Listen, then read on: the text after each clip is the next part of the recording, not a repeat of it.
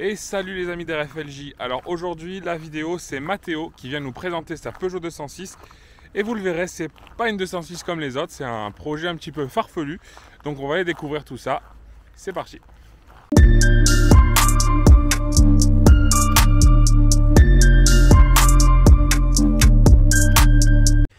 Allez donc c'est parti, salut Mathéo et salut la 206.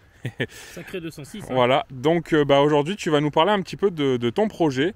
Comme je le disais en intro de cette vidéo, c'est une 206 avec un projet un petit peu farfelu. Donc ça va être assez drôle de regarder un petit peu ce que tu as fait. Donc eh bien vas-y, on t'écoute, présente-nous ce modèle, ce que c'est à la base, et puis ensuite les modifs, etc. et les choses que tu as eu envie de faire dessus. Allez, pas de soucis. Bah écoute, moi c'est Mathéo, j'ai 21 ans, je suis mécanicien automobile, ça fait déjà 5 ans, si je dis pas de bêtises. Et j'ai une 206 qui est totalement, on va dire, originale dans le département au moins de sûr. Je vais vous raconter un peu l'histoire de la voiture. En gros, j'ai eu mon permis en 2022 et j'avais ma première 206 que mon grand frère m'a donnée. J'étais trop content. Au bout d'un mois, j'ai mon premier accident. Pas de bol, je veux plus conduire, je veux plus de 206 parce que je connaissais la réputation de ces voitures à pas tenir la route et tout. Donc pendant au moins 2 semaines, je voulais plus toucher un volant. Mon patron au garage me disait mais si tu reprends pas le volant, je peux pas continuer à te garder dans l'entreprise. Et il a fallu que je me force et que mon père aussi me pousse parce que je lui dois gros aussi. Du coup, il y a eu une 206 un jour qui arrive sur une dépanneuse avec un embrayage et une boîte cassée. Mon patron me dit tu sais quoi, tu vas faire l'embrayage et ensuite tu pars en essai vu que tu as le permis. Donc pas de souci, je fais l'embrayage, je prends une boîte de 1,4 litre parce que là-dessus c'était un peu farfelu aussi. J'ai pris une boîte de 1,4 litre et on l'a mis dessus. En partant l'essayer, je me rends compte qu'elle est vachement coupleuse pour une 206 qui n'est pas une D16, hein, mais vachement coupleuse. Elle a vraiment un peu de puissance et tout. Je me dis que c'est bizarre, je vais taper la plaque d'immatriculation et je vais voir ce que ça me dit. Et je me rends compte que ce n'est pas un 1,4 litre 90 chevaux 16 soupapes, mais c'est bien un 1,6 litre 110 chevaux 16 soupapes. Je me suis dit mais c'est vraiment incroyable, c'est les mêmes moteurs que dans les 106 S16 et les Saxo VTS. Et j'ai dit à mon patron, par hasard tu la vendrais pas ou quoi? Il me dit si, je comptais justement te la vendre à toi et tout. J'ai dit mais c'est nickel, du coup je l'achète. Je pars donc avec cette 206 qui d'origine bien sûr c'est 4 jantes en tôle, que dalle, la gueule d'une 206 qu'on voit tous les jours. Et un jour mon oncle me voit, il me regarde, il me dit bon, tu comptes en faire quoi de cette 206? Je dis oh je vais rouler un peu avec, je vais passer mon jeune permis comme ça. Et il me dit non, on va faire un délire sur cette voiture. Je dis comment ça? Il me dit les pièces de 206 ça coûte pas cher. Peu importe ce que tu mets, c'est toujours pas cher, tu peux les faire toi et tout. Je dis c'est pas bête. Donc on a commencé avec un intérieur, mais vraiment un intérieur de 206 qui est vraiment assez spécial parce que j'arrive même pas à en trouver sur internet. C'est un pote à moi qui m'a contacté, qui m'a dit tiens j'ai un intérieur 206 qui prend la saleté. Donc du coup le premier truc qui a été fait c'est ça. C'est un intérieur en fait où bien sûr c'est de la sellerie fait main. C'est même pas industriel j'ai l'impression. Et donc c'est floqué 206 ici, là-bas sur l'autre siège aussi, bien sûr avec airbag, les panneaux de porte et la boîte à gants. Voilà. Donc cet intérieur là je l'adore franchement, il sort des intérieurs de 206 Roland Garros, S16 en cuir etc. Et franchement il est confortable. Donc ensuite je suis passé sur un autre truc, je me suis dit tiens cette voiture elle manque un peu de son quand même à l'intérieur, hein. J'aimerais bien avoir un peu plus de musique et tout. Je commence déjà par récupérer mon poste de la voiture qui était accidentée. Je mets bien sûr mes 4 enceintes de porte en JVC, bien sûr, hein. Ils sont quand même cachés parce que je voulais garder ça. Donc à l'avant on a du 400 watts et à l'arrière on a du 250 watts. Voilà. Et après je suis parti sur encore plus loin. J'ai mis 4 enceintes sur ma page arrière. Donc bien sûr on a des enceintes Pioneer, des ovales, bien sûr qui sont en 400 watts aussi. Et 2 enceintes en Shark qui sont en 400 watts chacune aussi. Donc ça fait déjà pas mal. Le son était encore pas optimal, je voulais quelque chose qui tapait encore plus fort parce que j'aime bien la basse. Mon oncle il me regarde, il me dit hey, j'ai un ampli de 200 watts qui traîne dans le garage. Donc c'est un petit ampli, hein. Je l'installe, ça fait déjà mieux. Bon les branchements étaient horribles et tout, c'était vraiment les premiers branchements que je faisais en électrique parce que je suis pas bon en électricité du tout. Donc je fais mes branchements, ça fonctionne plutôt bien, j'aime bien, je roule avec. Mon oncle il me regarde encore une fois, il me dit j'ai 2 caissons Bose à la maison qui sont en train de servir d'étagère, est-ce que tu les veux? Mais carrément, avec plaisir. Donc j'ai pris ces deux qui sont Bose, dont un qui est en train d'être HS, donc j'ai pas branché, mais l'autre qui est juste là, donc une enceinte en diamètre en 25,5. Et ça c'est un caisson que j'ai acheté il y a au moins 1 an et demi de ça. Voilà, qui est en 500 watts. Et je l'ai branché avec donc l'ampli de 200 watts et tout allait bien. Franchement j'aimais bien le son et tout jusqu'au jour où mon ampli a décidé de foutre en l'air mon alternateur. J'ai dit c'est pas possible. Bah, il était vieux, il pompait toute l'énergie. J'étais là avec mon vieil alternateur en train de mourir, j'aimais pas. Donc j'ai dû racheter un alternateur. Ça te rappelle les souvenirs aussi. Voilà. Et j'ai plus de 2 kg de son dans une AX. Oh putain, 2 kg dans une AX. Ouf, les vitres. Et du coup, j'ai viré mon ampli de 200 watts. Et je me dis putain, fais chier, j'ai plus d'ampli, j'ai plus mon saut optimal, ça me fait chier. Je suis allé sur Amazon, je me suis fait un petit cadeau d'anniversaire, j'ai acheté un ampli de 6800 watts. Voilà. Et du coup, j'ai refait mes branchements, etc. J'ai mis un kappa aussi. Un kappa, en fait, ça sert à, en gros, éviter les variations de tension et d'intensité quand tu mets de la basse ou quoi. Pour éviter les surtensions. Voilà. Donc là, c'est un 1 farad. Il existe en 0,8 farad, en 1,2 et en 1,4. J'ai pas voulu mettre ni du 1,4 ni du 0,8 parce que je voulais vraiment quelque chose qui soit entre les deux, entre la qualité et la quantité que ça peut encaisser. Voilà. Donc ça, c'était un peu la partie sono, intérieure, etc. Que j'aime bien. Pour la partie externe, je suis un peu, comment on peut dire ça? J'étais un peu stressé à l'idée de trouver ce que je voulais vraiment, que ce soit comme phare, comme aileron, comme kit carrosserie. Donc en gros, à l'avant, la première version de cette voiture, j'ai réussi à trouver mes Angelize pour pas cher, que dalle et tout. Voilà. Donc c'est des Angelize bien sûr faits par Shop Import, qui à ce moment-là avait une paire d'Angelize que j'ai commandé bien évidemment, que j'ai installé. Et quand j'ai eu l'accident le 8 juin dernier, en 2024, j'ai eu la voiture en fait épave et j'ai dû la mettre de côté jusqu'à ce que je rachète ce châssis là et que j'ai réussi à racheter des Angelize mais pas cette fois chez Shop Import mais chez comment ça s'appelle, Pièces 10, Recambios 10. C'est des importateurs de pièces espagnoles que j'ai contacté en gros pour avoir vraiment ces pièces là parce qu'en fait les Angelize que je voulais pas du double phare et je voulais pas, enfin du double ampoule et je voulais pas du comment ça s'appelle, de l'Angelize blanc. Je voulais rester sur de l'orange parce que ça dans la nuit c'est plus joli à voir, etc. Ça donne un meilleur aspect. Ouais, tu as des bleus, Voilà, c'est ça. Moi je voulais rester vraiment orange. Ouais. Voilà, une couleur fixe, c'est joli à voir. Quand c'est dans la nuit tu les mets. Il y en a qui disent ah ouais franchement ça donne une belle gueule, ça change. Donc j'ai réussi à racheter ceux-là et tout et je prie pour pas les casser. Encore une fois. Parce que ça coûte vraiment cher et surtout le temps aussi d'importation il est long. Pour les arrières j'ai des feux qui viennent aussi de Recambios Jess aussi mais qui sont en LED. Ah, c'est des LED rouges classiques pour veilleuse, il n'y a pas de souci. Mais presque stylirant parce que les stylirants tu sais ils ont vraiment un seul filament LED comme ça mais qui défile sur plusieurs couleurs. Ouais. Moi je suis resté juste sur des petites LED sur les veilleuses. Ça reprend un peu le cul d'une 208. Hein. Ouais c'est ça, j'ai gardé c'est très moderne. comme si c'était des griffes tu vois. Ouais. Voilà, et sinon après le reste c'est des ampoules classiques vraiment, mais bon. J'ai bien aimé le style des phares, tu sais un fond noir parce qu'il y avait le fond rouge, il y avait le fond blanc et il y avait ce fond noir là. Donc j'ai gardé le fond noir, j'ai dit ça ira mieux avec, ça ira épouser un peu la couleur qui n'est pas définitive. J'ai un peu froid là. Hein. Pas définitif parce que tu comptes changer la couleur? Ouais, je compte changer la couleur. Ouais. Là c'est une couleur de chez Peugeot qui s'appelle EZRC. C'est un gris. C'est un gris basique. C'est le gris quartz, non un peu? Non, c'est pas le gris quartz, c'est un gris jauné en fait. Si tu regardes bien, quand tu passes ta tête comme ça au reflet du soleil, tu vois que tu as des reflets un petit peu jaunes. Là, tu verras pas, putain. Ouais, il n'y a pas assez de soleil. Ça me dégoûte, il n'y a pas assez de soleil. Ouais. Mais c'est un petit peu jauné, le ZRC. D'accord. Et quand j'ai voulu prendre à la base des pièces de carrosserie de mon ancienne 206 que j'ai eu l'accident, j'ai regardé, j'ai dit, mais c'est pas la même teinte en fait. Enfin, c'est la même couleur, mais pas la même teinte. Parce que l'autre, elle est un peu plus verte.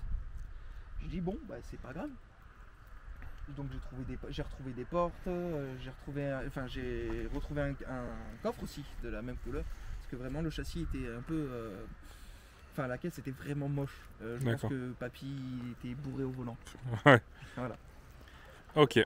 Donc voilà, et ça c'est un peu la partie extérieure de base jusqu'au délire du... Et si j'achète un kit carrosserie mais même pas un, mais 3 kits carrosserie différents en fait. D'accord. Voilà, il y a 3 kits carrosserie sur cette voiture. En gros, celui-là, il fait pas ce pare-choc là, je vais commencer par l'arrière. Ce pare-choc là date de mon premier kit carrosserie que j'avais acheté, mais que j'avais éclaté quand je suis parti dans une voiture en face. Et j'allais le récupérer, en fait, je partais le récupérer en fait pour pouvoir l'installer. Sauf que l'accident m'a dit non. Donc il a fallu que j'attende. En fait, je l'ai laissé quasiment 1 an chez mon contact où il était stocké. Donc jusqu'à l'été dernier où j'ai pu l'installer avec un peu d'ambition. Ensuite on passe aux élargisseurs d'aile, voilà, qui sont d'un autre kit carrosserie, qui n'appartient pas au même kit du tout. Ça se voit, il a pas la même couleur. Voilà, il a pas la même couleur parce que j'ai pas fait en même temps, et puis c'est pas le même traitement, j'ai pas pris le même temps. En fait, voilà, le pare-choc arrière, je l'ai vraiment pas en un jour, je l'ai mis et puis basta. Voilà. Les élargisseurs, on a vraiment pris le temps sur un week-end de bien poncer, mastiquer, faire les traçages, tu vois, les coupures pour que les portes puissent s'ouvrir, parce que c'est un kit carrosserie, enfin les élargisseurs, c'est pour une 206 3 portes en fait. C'est ce que je voulais te dire. Voilà. Et moi j'ai décidé que non, ce sera pour une 5 portes. Ouais. Du coup j'ai décidé de couper, on a mastiqué un peu l'intérieur pour éviter que l'eau en fait elle passe dedans et qu'elle puisse me pourrir un peu les élargisseurs. Sinon voilà, donc ça c'est les élargisseurs d'aile à l'avant aussi, c'est le même, par contre c'est le même kit que les élargisseurs avant-arrière. Ouais. Les ailes ne sont pas du tout du même kit, comme tu peux voir, on a des fausses prises d'air. Et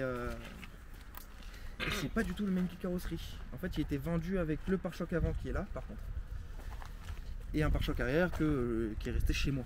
Ok. Voilà, celui-là je le mettrai pas parce que vraiment je l'aime pas, je le trouve moche, je vais éclairer. C'est vraiment un pare-choc que je n'aime pas du tout. Et le pare-choc avant qui malheureusement a pris le plus tarif sur ce kit carrosserie.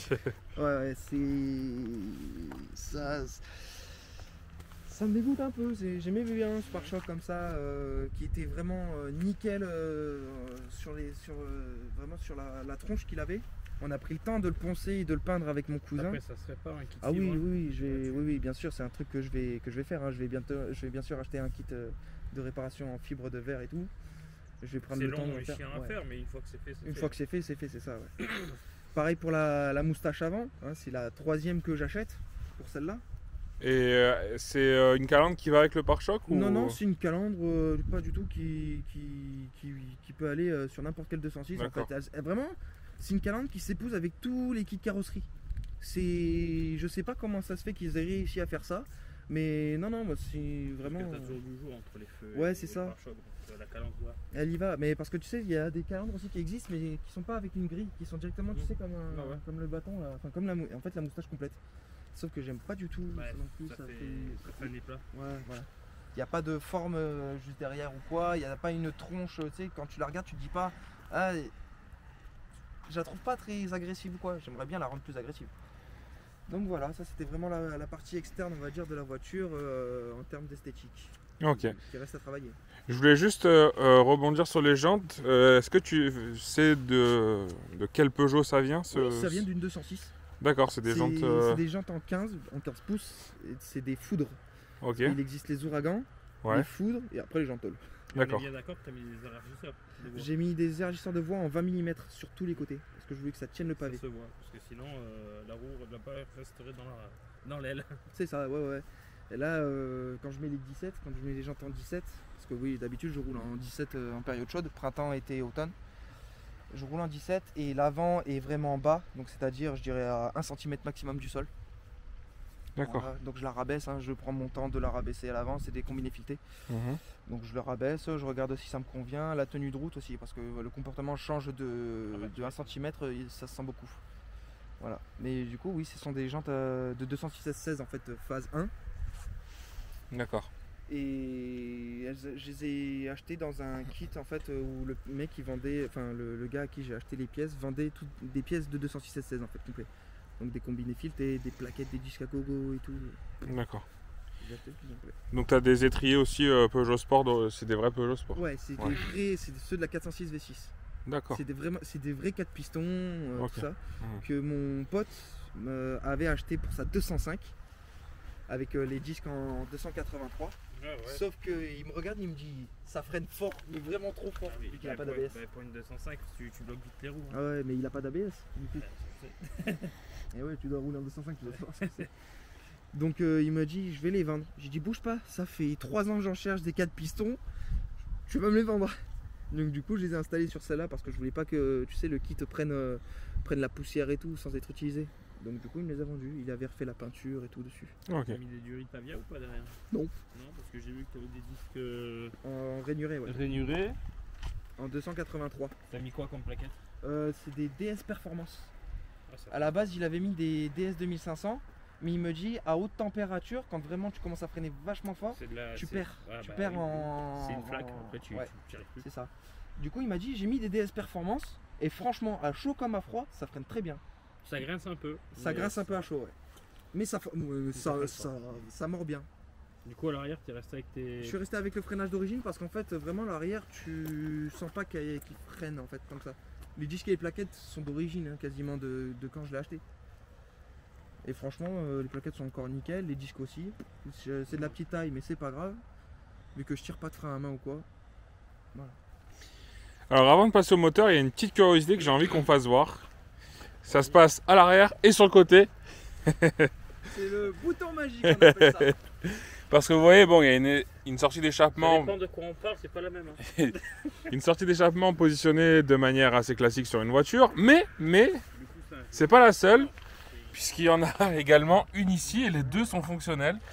Donc Mathéo va nous expliquer pourquoi il y a deux sorties d'échappement. Alors en fait, à l'arrière, on a un silencieux ARL. Donc c'est fait pour la compétition, mais c'est aussi. On peut l'utiliser sur la route. Comment ça s'appelle quand tu as une homologation, voilà, une homologation européenne. J'ai le papier dans la voiture et tout, j'ai pas de souci avec ça. Mais sur le côté, il y a la petite surprise de une sortie de moto avec un clapet de BM. Voilà. D'accord. Bien sûr électronique, pas Écoute, pneumatique. tu vas nous faire écouter ça, non? Allez, pas de souci, Ma foi. on attaque ça. Heureusement qu'elle est déjà chaude la voiture. À combien de mètres de distance on se met pour pas éviter de se faire Oh, brûler le ouais, jean? au pont, ça devrait se faire. Bon, ça va alors. Là, on a la sortie classique, donc un bruit classique qu'on peut avoir sur beaucoup d'Atmos, surtout les Atmos, mais que j'aime bien. Il y a une bonne sonorité de base dans les tours surtout. J'adore ça.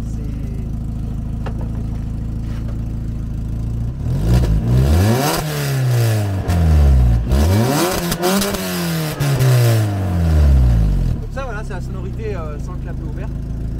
Et là maintenant, le petit cadeau. Donc, si jamais il y en a qui craignent les oreilles, je préviens tout le temps, il faut se décaler, toucher les oreilles. Et là, on a le clapet de BM. Il est un peu plus.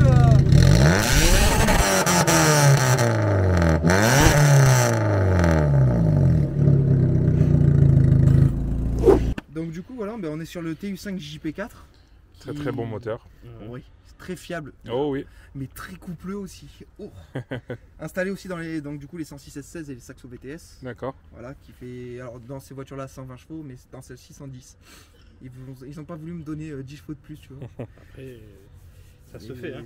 Mais du coup voilà, donc bien sûr le moteur est complètement stock, hein. Il n'y a pas de piston, il n'y a pas d'arbre à cam, il n'y a rien. Il n'y a que un collecteur en 4 en 1, Mhm. en inox bien sûr. Des injecteurs de 206 S16, donc du 2 litres. Qui sont pas bien réglés, il faut que je passe une carto pour que si je veux bien, voilà, si je veux bien faire la chose, sauf que je le ferai pas parce Bah, que du coup, à la ça surprise va 2, Ouais. voilà, et une admission d'air 206 qui coûte que dalle et que j'ai acheté sur Amazon. Ok. Voilà, vraiment ça coûte que dalle, mais bon, faut la trouver aussi. Et t'as mis une barre en charge, franchement. J'ai mis- J'ai découpé tes ailes. Enfin, ton capot. Non. Ah oui. J'ai Pourquoi découpé pas. la coupelle, enfin oui. Ouais. Ouais, parce que d'origine j'ai pas l'emplacement. Je sais. Allez, c'est parti. Je vais monter donc dans cette Peugeot 206.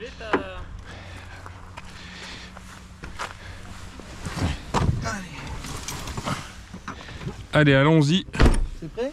C'est prêt. Allez. Donc comme tu vois le son à l'intérieur, quand le clapet est Ouais, fermé, c'est assez sobre. Ouais, ouais. Tu vois, c'est assez honnête. J'aime bien rouler un peu les vitres ouvertes de temps en temps pour... Bah, si tu veux, je Allez. peux aller tout droit, ouais. Allez, Ouais, ouais. on va tout droit alors. Allez, c'est parti.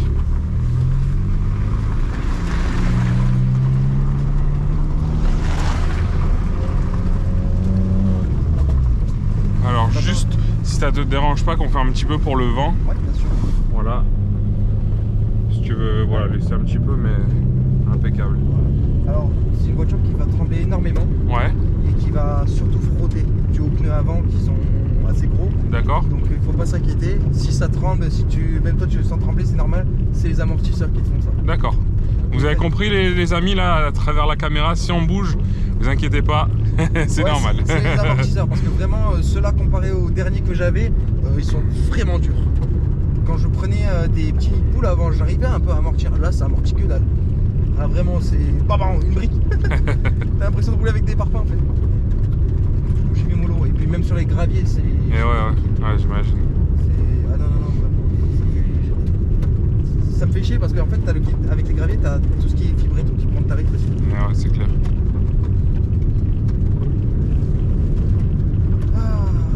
Vraiment, après, sinon, c'est une voiture qui est sympa à conduire. Bah écoute, là, bon, on entend les graviers, mais c'est une voiture qui se conduit au quotidien, elle est pas... Ah non, c'est vraiment tranquille.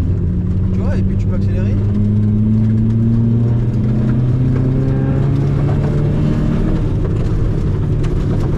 Elle est quand même vachement... Ouais, on sent qu'elle marche bien. Hein. Ouais, et pourtant, j'ai on va dire le petit problème d'injecteur, parce que j'ai pas voulu faire la carto. Et en fait, parfois tu peux avoir des trous. Tu peux aller tout droit encore si tu veux. Ah, ok. Allez, bon, on va tout droit. Ça va nous rejoindre à Malige en fait. Allez, ça va. Non, j'ai mis les injecteurs, de temps en temps j'ai un petit trou, mais c'est rien du tout, franchement. Parce qu'en fait, j'ai quand même un certain gain à un moment en fait où tu sens que ça pousse d'un coup. Ouais, on le sent, ça fait comme un effet turbo. Ouais, c'est ça, en fait, c'est ça que j'adore. Ouais, je l'ai senti, ouais. C'est t'arrives, t'as le truc de l'atmo qui fait qu'en bas des tours t'as rien, mais quand t'arrives dans les tours, donc t'as la puissance de l'atmo, mais à un moment, t'as comme si t'avais un mini coup de boost qui t'aidait un peu à prendre encore tes tours à bloc. Et franchement, c'est ça que j'aime bien. Ouais. Avec l'admission dynamique, surtout si ça te le fait, t'as plus d'air qui rentre. D'accord. Vu qu'il est en face avant, je prends pas d'air chaud. Et c'est ça l'avantage. C'est ça que je voulais surtout, parce que tous ceux qui mettent des cônes dans les moteurs et qui s'isolent pas, ils prennent de l'air chaud. D'accord. Du coup, ils sortent. Il y a une mauvaise, on va dire, il y a une mauvaise inflammation qui se fait. Okay. C'est quand tu as de l'air frais et de l'essence fraîche, le moteur il veut que ça. En fait. Yeah. C'est ça que j'adore sur un essence à te montrer. Alors là, si tu veux, après le stop, on prendra le pont. Ouais. Tu feras le tour au rond-point et on repart vers l'Aîné. Allez, ça va. Alors, maintenant qu'on a bien parlé de ta voiture, parlons un peu de toi. D'où te vient cette passion? Pourquoi la 206? Enfin, même si on en a un peu déjà parlé. Oh, mais ça date d'avant. Hein. Ça, c'est parce que j'ai conduit une 206 que en gros, on sait un peu. Mais sinon, ça date de bien avant. En fait, si tu veux, cette passion, elle vient de quand j'étais vraiment plus petit. C'était pas mon père ou quoi. Non. Donc je vivais bien avec mon père et ma mère à ce moment-là. Et quand ma mère partait se coucher, j'allumais sa Xbox pour jouer à Need for Speed, tu sais, Underground 2. Ouais. Et dedans, il y avait la 206 S16 que j'adorais déjà de base. Je disais, putain, elle est super jolie cette voiture. Et donc du coup, je suis parti jouer sur Need for Speed Underground 2. Je prenais la 206, je m'éclatais. Et de là, ça m'a jamais quitté. J'ai commencé à regarder les Fast and Furious. Je suis allé voir des rallyes, je suis allé voir des expos, j'ai posé plein de questions aux gens. Vraiment, c'est un truc. J'ai à peine allumé une console que ça fait le déclic de ma vie en fait. D'accord. Et il n'y a pas longtemps, enfin jusqu'à il y a 5 ans en arrière, je voulais être médecin à la base. Ah ouais. Vraiment, c'était ça à la base parce qu'on m'avait dit ça gagne bien sa vie. Donc forcément, t'es jeune, tu me dis vas-y, je veux de l'argent, il n'y a que comme ça que je pourrais en gagner. Et il y a un moment où je me suis rendu compte que j'étais pas fait pour ça.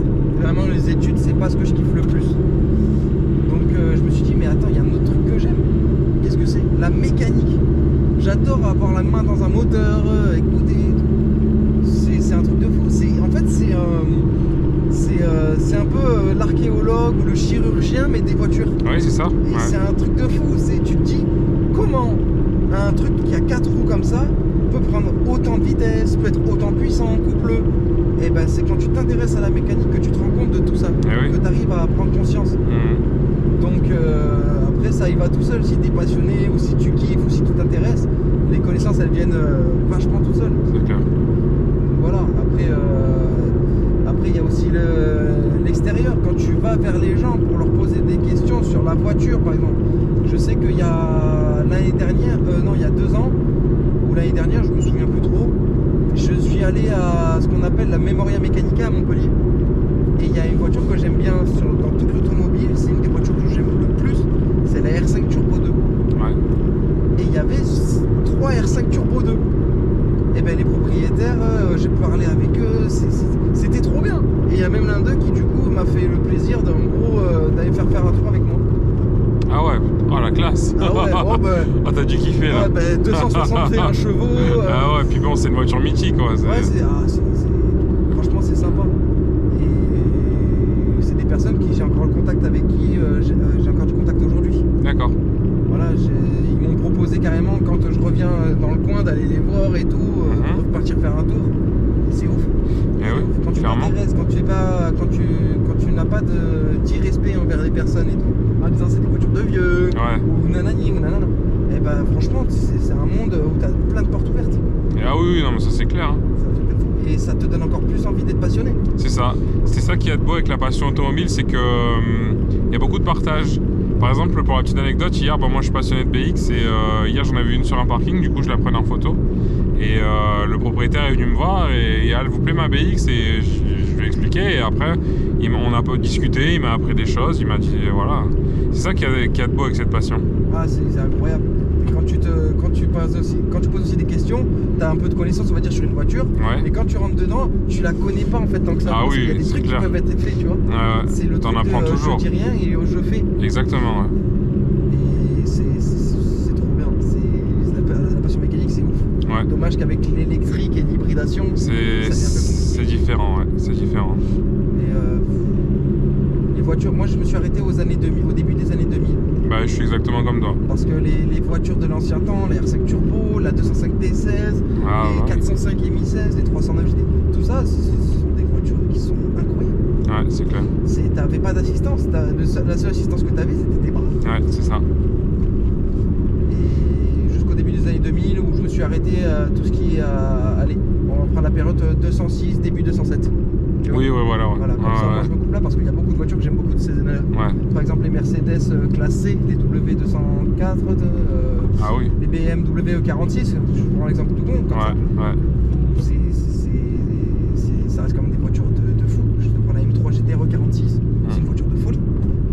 Ah oui. Donc c'est pour ça que je me suis arrêté là. Après, il y avait, avec l'arrivée des assistances, des conforts et tout, des boîtes semi-auto avec Ouais, les palettes et tout. c'est différent, moi, ouais. c'est un peu. C'est bien aussi, mais c'est différent. Ça Voilà. perd quelque chose, ouais. C'est ça. Et moi, je suis resté de la boîte manuelle à l'ancienne. C'est des voitures avec lesquelles tu peux jouer, quoi. Ah ouais. Ah ouais, C'est-à-dire là, ton plaisir fou de modifier, etc., tu fais ça avec une moderne, tu vas avoir des voyants, tu vas avoir des trucs qui vont sonner, tu vas avoir... Et c'est ça qui est compliqué. Par contre, j'ai oublié de te prévenir que du coup, ça siffle. Ça, tu entends vachement bien.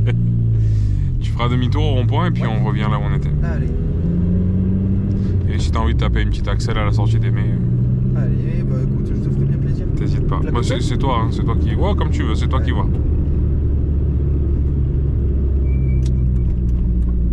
Mais du coup, voilà, c'est un peu d'où vient ma passion et tout. Et c'est un truc que j'ai pas envie que ça meure. Non. Surtout ça. Ah ouais, ça c'est... Puis l'automobile, c'est quelque chose de beau. Bon, et ben on va conclure ici. Merci beaucoup Mathéo d'être venu sur la chaîne nous présenter ton projet fou. Je sais que tu as une 206 S16 Oui, dans ton garage. c'est ça. Donc bon, pour l'instant elle est en maintenance on va dire, mais à l'occasion quand elle sera prête, t'hésites surtout pas à venir nous la présenter. Je crois que celle-là tu l'as laissée d'origine. Non, elle est plus dorée. Non, ça, Niveau je peux t'en esthétique, niveau parler. esthétique. Esthétique, elle va rester Ouais, d'origine. niveau bien sûr. esthétique, voilà. Sauf les phares avant et peut-être les phares arrière, juste histoire de dire. D'accord. Sinon, la mécanique, c'est pas du tout la même. Ok. Je te donne un avant-goût, c'est un soie percé, mais un petit peu Ok, Un peu gradé, on va dire. voilà, D'accord. upgradé. d'accord, bah écoute, on fera ça à l'occasion. Bien sûr. Quant à vous les amis, René, tu vas conclure parce qu'ils me voient pas. Ouais, je crois qu'ils voient que ma partie du bas. Bah écoutez les amis, j'espère que cette vidéo quand même vous a plu. J'espère que toi ça t'a plu, qu'on tourne un peu sur cette voiture. Bien sûr. C'est pas comme si on vous avait entendu arriver. Ouais. N'oubliez pas surtout les gars, et les meufs aussi, parce qu'il y a des grosses qui nous suivent. Ah ouais, féministes, bon, bref. Voilà. Likez, commentez, partagez, n'hésitez pas, la petite clochette, le blabla habituel. On sera toujours content de filmer pour vous. Et puis. Et si vous avez envie de venir présenter votre voiture, quelle qu'elle soit, que ce soit un projet fou, une voiture d'origine, un Dacia Duster comme on peut avoir derrière nous, ou un C15 ou une 2 chevaux, enfin peu importe, vous n'hésitez pas, le lien est dans la description, enfin le mail est dans la description. Soit à droite, soit à gauche. Voilà, donc le tournage sera ici au mai 04 avec les pénitents au fond. Donc voilà, vous venez et vous serez tous les bienvenus. Voilà, donc écoutez, passez une belle journée, une belle soirée, bonne nuit, bon petit déj et à bientôt. Voilà, à bientôt, ciao ciao.